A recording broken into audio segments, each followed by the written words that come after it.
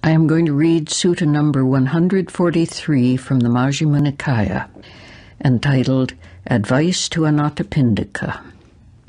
Thus have I heard. On one occasion the Blessed One was living at Savatthi in Jeta's Grove, Anathapindika's park.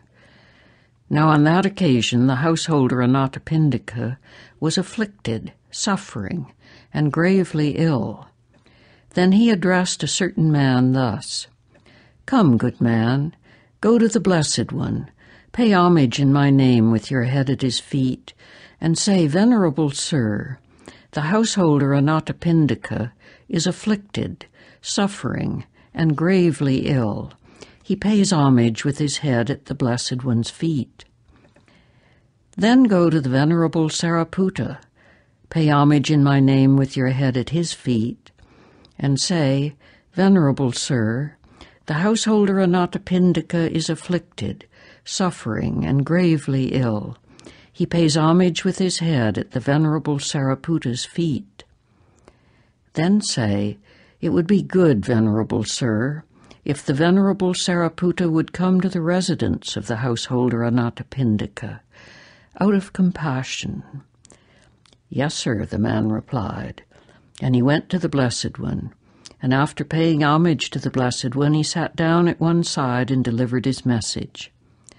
Then he went to the Venerable Sariputta, and after paying homage to the Venerable Sariputta, he delivered his message, saying, "It would be good, Venerable Sir, if the Venerable Sariputta would come to the residence of the householder Anathapindika, out of compassion." The Venerable Sariputta consented in silence. Then the Venerable Sariputta dressed, and taking his bowl and outer robe, went to the residence of the householder Anathapindika, with the Venerable Ananda as his attendant. Having gone there, he sat down on a seat made ready, and said to the householder Anathapindika, "I hope you are getting well, householder. I hope you are comfortable. I hope your painful feelings are subsiding and not increasing, and that their subsiding, not their increase, is apparent." "Venerable Sariputta, I am not getting well. I am not comfortable. My painful feelings are increasing, not subsiding. Their increase and not their subsiding is apparent. Just as if a strong man were splitting my head open with a sharp sword, so too violent winds cut through my head. I am not getting well. Just as if a strong man were tightening a tough leather strap around my head as a headband, so too there are violent pains in my head. I am not getting well. Just as if a skilled butcher or his apprentice were to carve up an ox's belly with a sharp butcher's knife, so too violent winds are carving up my belly. I am not getting well. Just as if two strong men were to seize a weaker man by both arms and roast him over a pit of hot coals, so too there's a violent burning in my body. I am not getting well. I am not comfortable. My painful feelings are increasing, not subsiding. Their increase and not their subsiding is apparent." "Then, householder, you should train thus. I will not cling to the I, and my consciousness will not be dependent on the I. Thus you should train. You should train thus. I will not cling to the ear. I will not cling to the nose. I will not cling to the tongue. I will not cling to the body. I will not cling to the mind, and my consciousness will not be dependent on the mind. Thus you should train. Householder, you should train thus. I will not cling to forms. I will not cling to sounds. I will not cling to odors. I will not cling to flavors. I will not cling to tangibles.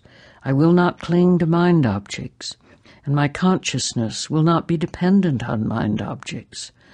Thus you should train. Householder, you should train thus. I will not cling to eye consciousness. I will not cling to ear consciousness. I will not cling to nose consciousness. I will not cling to tongue consciousness. I will not cling to body consciousness. I will not cling to mind consciousness, and my consciousness will not be dependent on mind consciousness. Thus you should train. Householder, you should train thus. I will not cling to eye contact. I will not cling to ear contact. I will not cling to nose contact. I will not cling to tongue contact. I will not cling to body contact. I will not cling to mind contact. And my consciousness will not be dependent on mind contact. Thus you should train. Householder, you should train thus. I will not cling to feeling born of eye contact. I will not cling to feeling born of ear contact. I will not cling to feeling born of nose contact.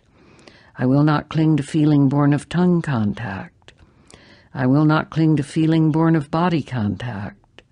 I will not cling to feeling born of mind contact.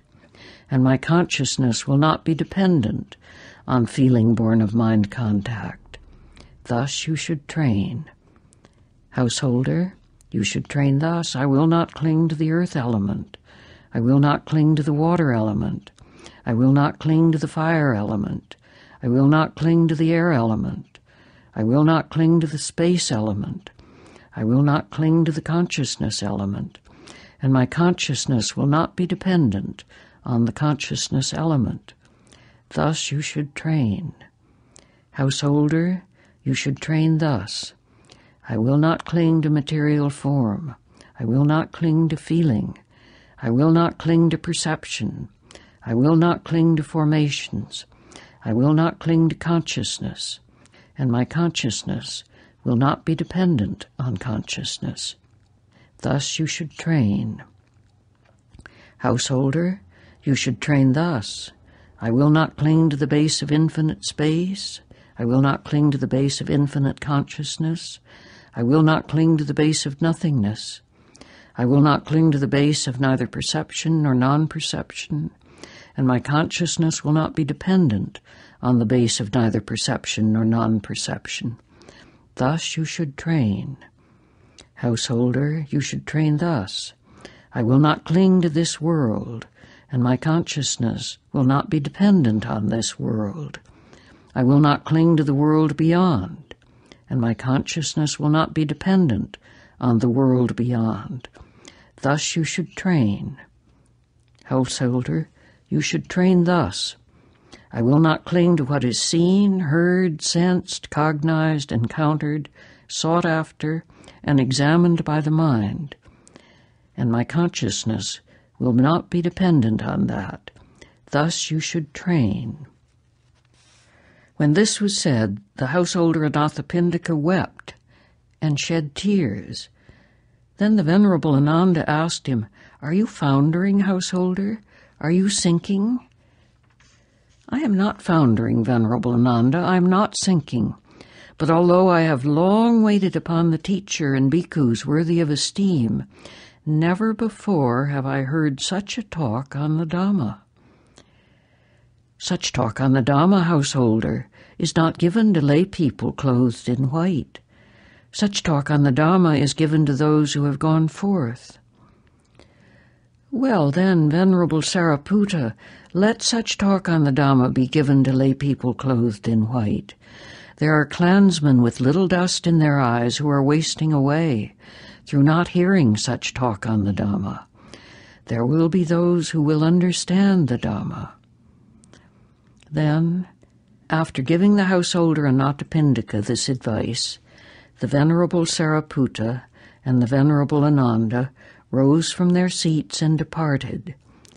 Soon after they had left, the householder Anathapindika died and reappeared in the Tusita heaven. Then, when the night was well advanced, Anathapindika, now a young god of beautiful appearance, went to the Blessed One, illuminating the whole of Jeta's grove. After paying homage to the Blessed One, he stood at one side and addressed the Blessed One. "By action, knowledge, and Dhamma, by virtue and noble way of life. By these are mortals purified, not by lineage or wealth. That is what the young god Anathapindika said, and the teacher approved. Then the young god Anathapindika, thinking, the teacher has approved of me, paid homage to the Blessed One, and keeping him on his right, he vanished at once. When the night had ended, the Blessed One addressed the bhikkhus thus, Bhikkhus, last night, when the night was well advanced, there came to me a certain young god of beautiful appearance, who illuminated the whole of Jeta's grove. When this was said, the Venerable Ananda said to the Blessed One, Surely, Venerable Sir, that young god must have been Anathapindika. Good, Ananda, you've deduced the right conclusion. That young god was Anathapindika, no one else. That is what the Blessed One said. The Venerable Ananda was satisfied and delighted in the Blessed One.